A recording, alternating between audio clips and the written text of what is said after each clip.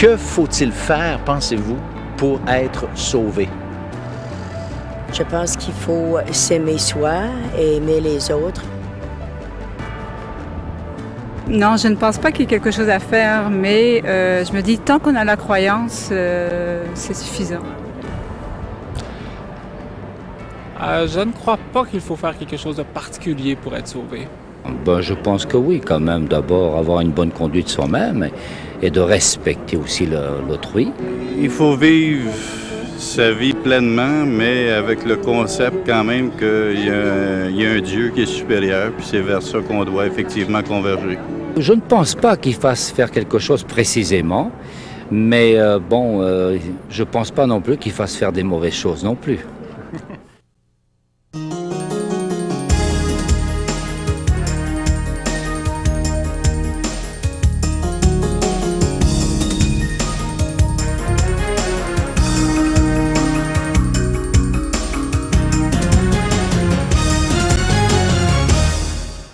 Bonjour et re-bienvenue à l'émission L'heure de la bonne nouvelle. On est très heureux de vous accueillir à nouveau aujourd'hui pour une autre émission.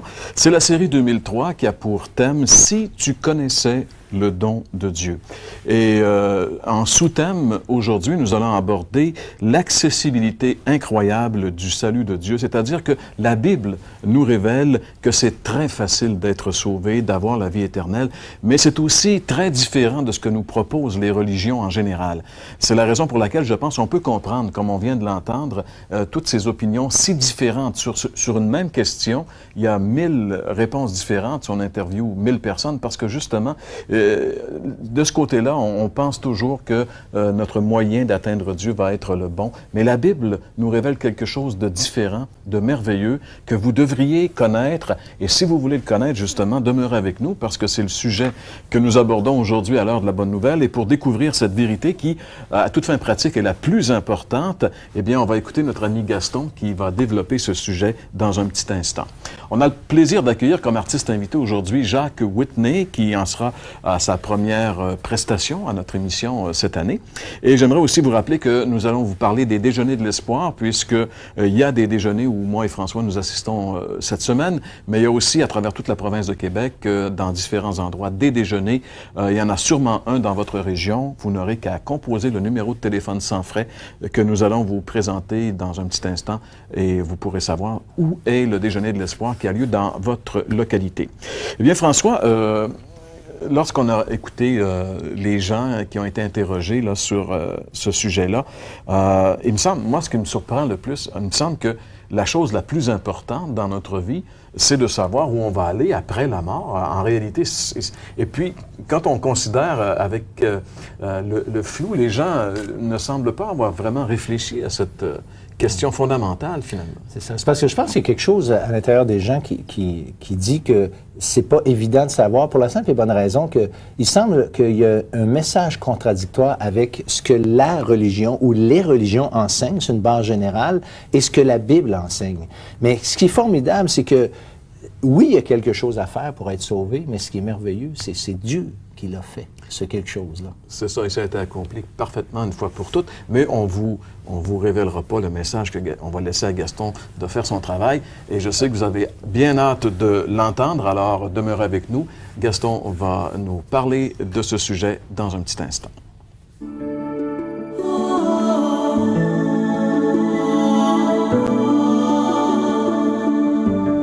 Que faut-il faire pour être sauvé?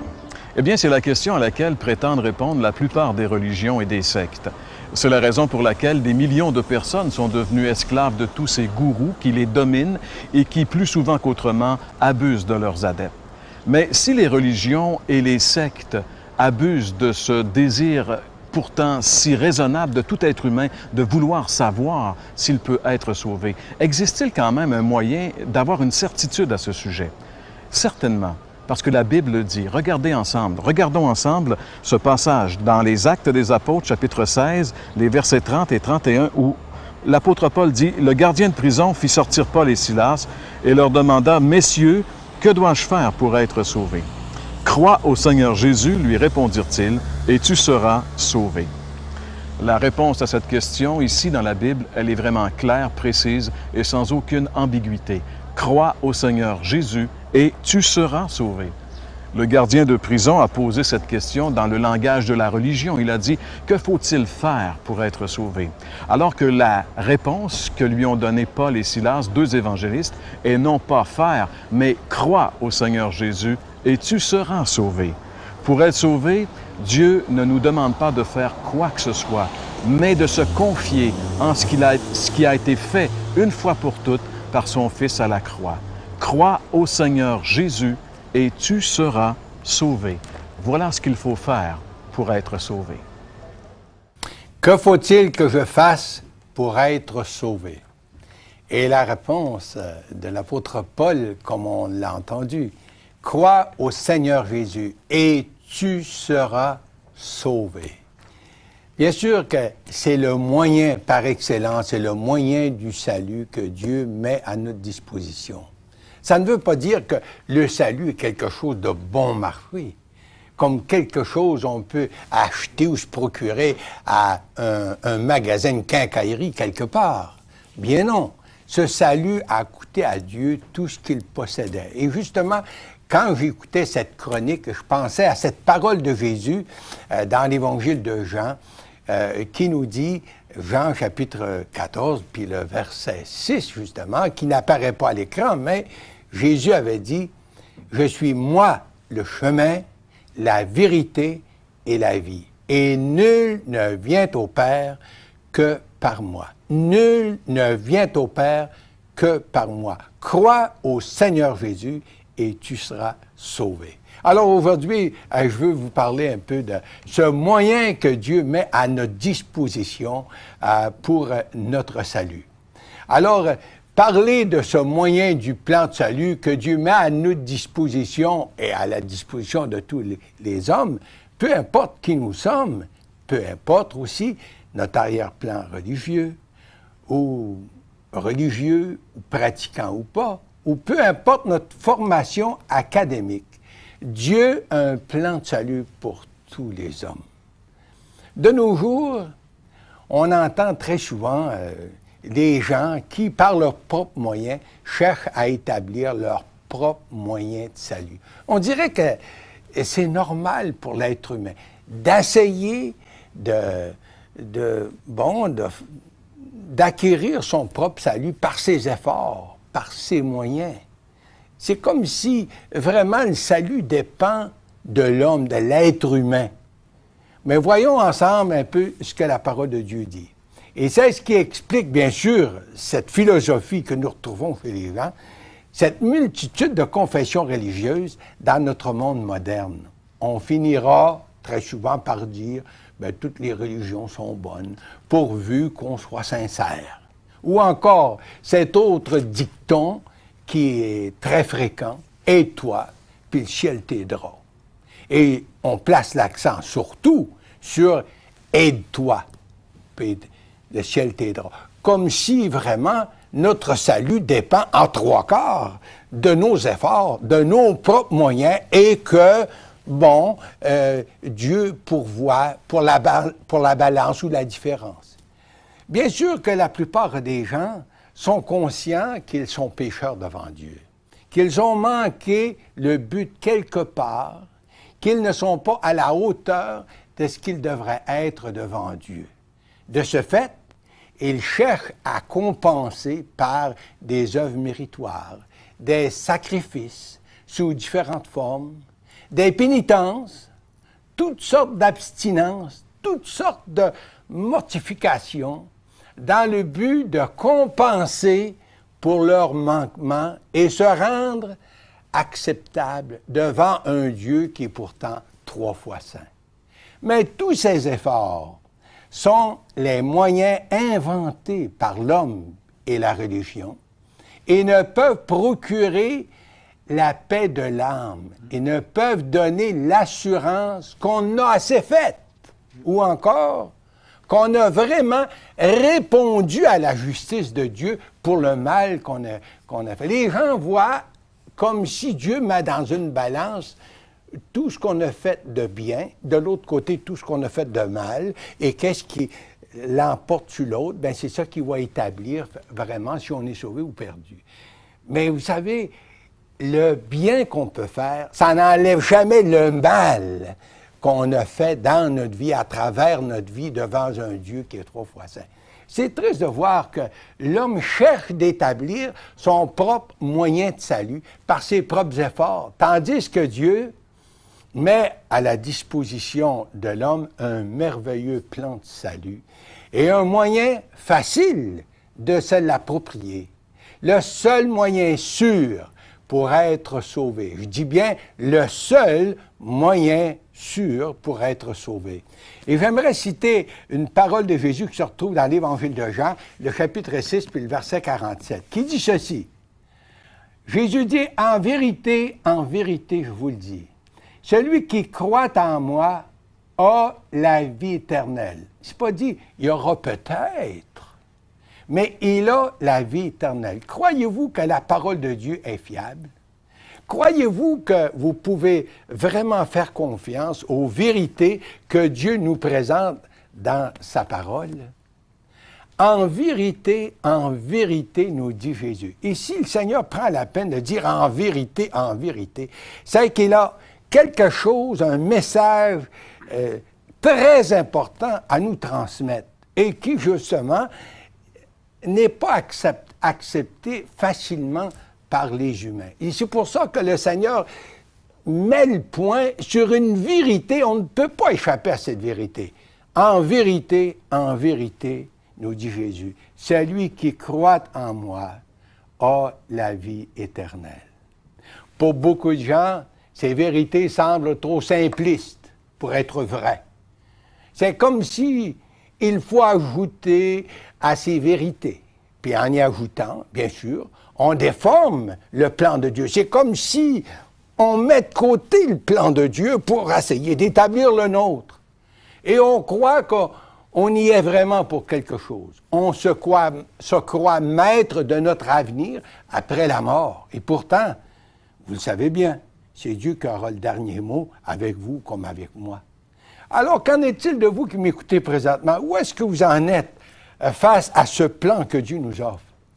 Plusieurs nous disent, moi, j'ai toujours cru. C'est un peu comme s'ils sont venus au monde croyants. Si c'est le cas avec quelques-uns d'entre vous qui m'écoutez présentement, bien, détrompez-vous. Parce que la Bible de nous dire, nous sommes tous nés pécheurs avec une nature qui penche vers le mal. C'est justement David qui pouvait dire, voici, je suis né dans le péché, puis ma mère m'a conçu dans l'iniquité. Et ça, c'est vrai de tous les hommes. Je suis sûr qu'au très fond de nous-mêmes, que nous sommes conscients qu'on est vraiment des pécheurs. Puis étant pécheurs, le Seigneur, lui, est venu chercher et sauver qui? Mais ceux qui étaient perdus, des pécheurs comme vous et moi. Alors la Bible, de nous dire clairement, c'est l'Épître aux Romains, le chapitre 3 et le verset 23, et vous pouvez lire avec moi, car tous ont péché et sont privés de la gloire de Dieu. Et un peu plus loin, au verset 12, dans le même chapitre, il n'y a point de juste, pas même un seul. Il n'y a point de juste, pas même un seul. Moi, je suis là, vous êtes là. Et dans l'Épître aux Romains, toujours, au chapitre 5 et le verset 6, là, on lit un autre passage. Car lorsque nous étions encore sans force, Christ, au temps marqué, est mort pour des impies. Lorsque nous étions encore sans force, incapables de nous-mêmes, par nos propres moyens, d'atteindre notre salut.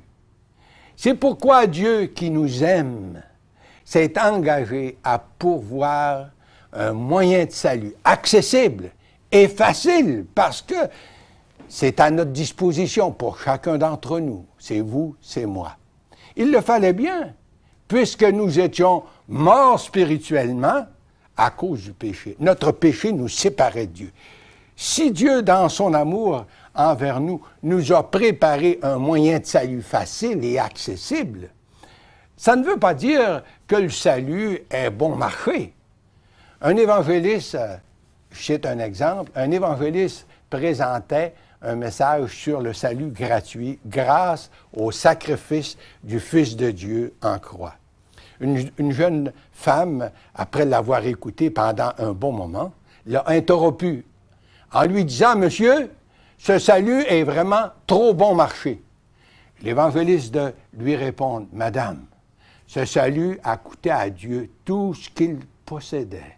Son propre Fils fut sacrifié en croix pour vous. » J'aimerais vous présenter quelques textes de la Bible qui nous présentent comment Dieu a rendu possible ce moyen de salut qui est facile pour vous comme pour moi. Dans l'Épître aux Hébreux, chapitre 10 et le verset 10, nous lisons ceci, vous pouvez le lire avec moi. « C'est en vertu de cette volonté, c'est-à-dire le bon vouloir de Dieu de nous sauver, que nous sommes sanctifiés, c'est-à-dire sauvés, par l'offrande du corps de Jésus-Christ, une fois pour toutes. » Et le verset 12, le même chapitre, nous dit « Lui, c'est-à-dire Jésus, après avoir offert un seul sacrifice pour les péchés, s'est assis pour toujours à la droite de Dieu. » Le verset 14 continue en nous disant « Car par une seule offrande, il a amené à la perfection pour toujours ceux qui sont sanctifiés, c'est-à-dire ceux qui sont sauvés. » N'est-ce pas merveilleux? La parole de Dieu confirme que par le sacrifice de Jésus offert une seule fois pour toutes, provision a été faite pour nous tous, ce sacrifice ayant répondu parfaitement à la justice de Dieu pour tous ceux qui se confient en Jésus, en lui, pour leur salut.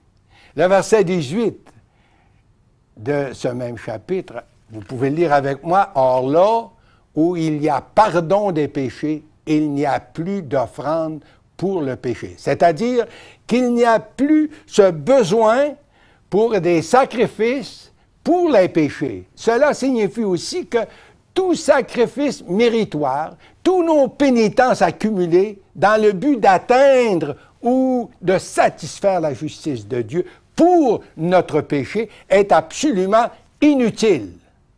Le verset 14, « Car par une seule offrande, un seul sacrifice, Jésus a amené à la perfection pour toujours ceux qui sont sauvés. » Gloire à Dieu.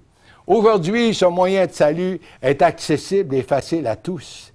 Et bien sûr, pour vous, chers amis, qui m'écoutez présentement. C'est ça l'Évangile, la bonne nouvelle. Dieu vous offre un moyen de salut gratuit et facile. Si par la foi, oui, par la foi, vous êtes prête d'accepter que Jésus s'est offert une seule fois en sacrifice, un sacrifice parfait, un seul sacrifice qui a suffi pour expier votre péché, mon péché. Seriez-vous prêt à accepter ce salut que Dieu vous offre en vous confiant à Jésus et les mérites de sa croix, plutôt que de vous fier à vos propres moyens? En Jean, chapitre 6 et le verset 47, je reviens avec cette parole de Jésus. En vérité, nous dit Jésus, celui qui croit en moi a la vie éternelle. Peut-être, me direz-vous, mais comment croire en Jésus? Comment faire pour avoir cette assurance de la vie éternelle? Croire, c'est de prendre Dieu au mot. C'est d'accepter l'efficacité de son sacrifice pour vos péchés. C'est d'accepter ce qu'il vous dit dans sa parole. C'est de vous confier et vous reposer uniquement en Jésus par la foi. Vous pourriez accepter Jésus présentement en vous joignant à moi dans une courte prière et lui dire, vous pouvez prier avec moi. Seigneur Jésus, je sais que je suis pécheur et indigne de toi et de ton ciel. Mais je sais que tu m'aimes et je crois que tu t'es sacrifié une seule fois pour moi et que tu as fait expiation pour tous mes péchés. J'accepte ce pardon que tu m'offres. Je t'accepte comme mon sauveur personnel présentement. Merci Seigneur pour ton grand salut. Amen.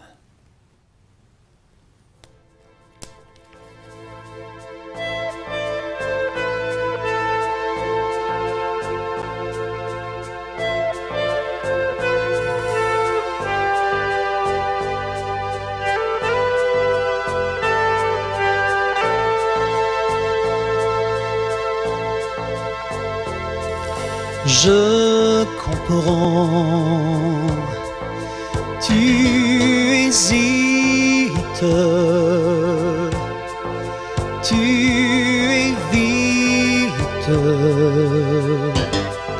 de parler d'engagement.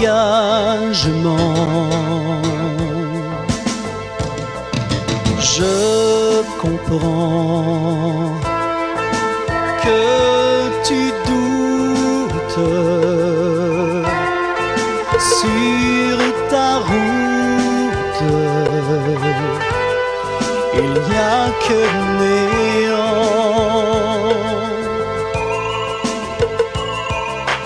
Où aller? Et puis où trouver? Et qui croire? Chacun a son histoire. Mais tu dois connaître la vérité. Va à celui qui veut te pardonner. Donne à Dieu ton cœur fatigué, accablé par tous tes péchés. Le salut vient pas d'une religion. Le pardon vient pas d'une tradition. Dieu a pourvu au sacrifice. Par amour nous donna son Fils. Je comprends toutes tes craintes et les contraintes. J'ai agi de même.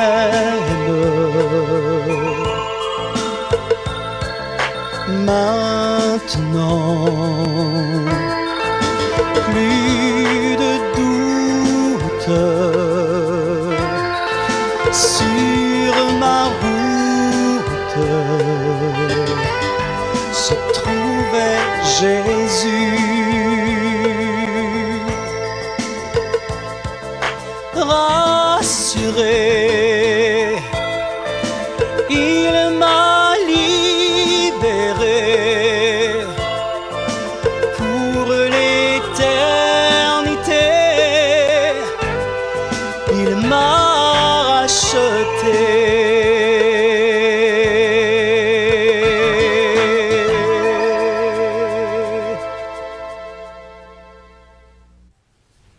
Merci beaucoup, Jacques Whitney, qui interprétait ce chant qui, à toute fin pratique, était presque un résumé du message qu'on a entendu, c'est-à-dire qu'il n'y a pas de salut en dehors de la foi en notre Seigneur Jésus-Christ. Vous savez, des fois, et très souvent, ça arrive à l'émission qu'on fait allusion à la religion ou aux religions. C'est pas tellement qu'on prend plaisir à détruire les religions, mais on aimerait juste vous dire que la Bible ne présente jamais le chemin du salut à travers le chemin de la religion. L'Évangile et la religion, c'est vraiment deux choses entièrement différentes, avec deux concepts totalement différents. Et je pense que François, tu faisais allusion il y a un petit instant justement à une phrase que Jésus, à un moment donné, a dit à des gens qui l'interrogeaient là-dessus. C'est ça. Bien, on lui a demandé au Seigneur qu'est-ce qu'il fallait faire.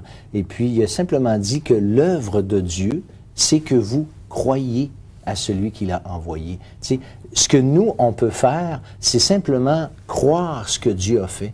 Parce qu'au fond, la confiance dans laquelle qu'on peut mettre, en fait, dans ce que Dieu a fait, est la seule chose acceptable aux yeux de Dieu de notre part.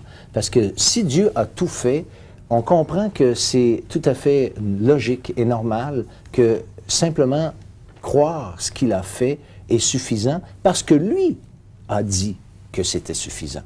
C'est ça. Et ce qui était merveilleux également, c'est parce que ce que nous disons, et même si ça peut paraître un petit peu paradoxal pour les gens qui nous écoutent, c'est quand même la parole de Dieu, et ça, c'est accessible pour tout le monde. Vous pouvez lire pour vous la parole de Dieu, lisez les Écritures, et vous allez découvrir ce que Dieu dit sur le sujet le plus important, c'est-à-dire le salut de votre âme, le salut éternel. C'est très sérieux. Et la parole de Dieu, on n'a aucun pouvoir, c'est pas nous qui la possédons, elle est libre, elle circule partout. Vous pouvez aller à la librairie, vous acheter une Bible, mettez-vous à la lire. Si vous voulez avoir un Nouveau Testament gratuitement, on vous en offre un à cette émission. Vous avez la possibilité d'être connecté à la source de la vérité, la parole de Dieu, et faites-le, mes chers amis. N'écoutez pas les gens autour de vous. Si vous vous mettez à écouter toutes les différentes religions, les différentes sectes, vous allez virer fou. Il y a tellement de voix qui se font entendre, mais il n'y a qu'une vérité. Et la vérité, c'est ce que Dieu dit. Et Dieu, ce qu'il nous dit, il nous le dit dans sa parole. Et dans sa parole, il nous le dit qu'on est tous des pécheurs, qu'on est séparés de lui, mais que par la foi en l'œuvre de son Fils unique, Jésus qui est mort une fois pour toutes à la croix du Calvaire en portant nos péchés, si on y croit de tout notre cœur, la Bible dit que nous possédons immédiatement la vie éternelle, qu'on est sauvé, que c'est maintenant terminé pour nous. Ce qui concerne l'éternité, c'est un cas réglé pour nous. Nous cheminons avec Dieu dans cette vie et nous serons avec lui pour toute l'éternité. Mes amis, c'est ça la bonne nouvelle de l'Évangile. C'est ça l'accessibilité incroyable du salut de Dieu. C'est pour quiconque, qui que vous soyez, c'est pour quiconque vraiment met toute sa confiance dans la personne du Seigneur Jésus-Christ. Et on espère que pas un de vous qui nous écoutez n'allez passer à côté de ce merveilleux salut. J'aimerais vous inviter à venir me rencontrer samedi prochain à 9h dans la région de Drummondville. En réalité, c'est dans une municipalité tout juste à côté de Drummondville, au sud de Drummondville, à Saint-Nicéphore. C'est à la cabane à sucre chez Tipper. C'est au 4335 de la rue Caya à Saint-Nicéphore. Je ris un peu parce que je présume qu'avec un nom comme ça, il y a sûrement avoir beaucoup de plaisir dans cette cabane à sucre chez Tipper. Alors, je vous invite à venir me rencontrer chez Tipper, route Caya à Saint-Nicéphore. Et c'est samedi le 8 février, donc samedi prochain, le 8 février, dans la région de Drummondville. Tous les gens de la région sont cordialement invités et ça me fera énormément plaisir de vous rencontrer. C'est tout pour l'heure de la bonne nouvelle pour aujourd'hui. On se retrouve donc la semaine prochaine.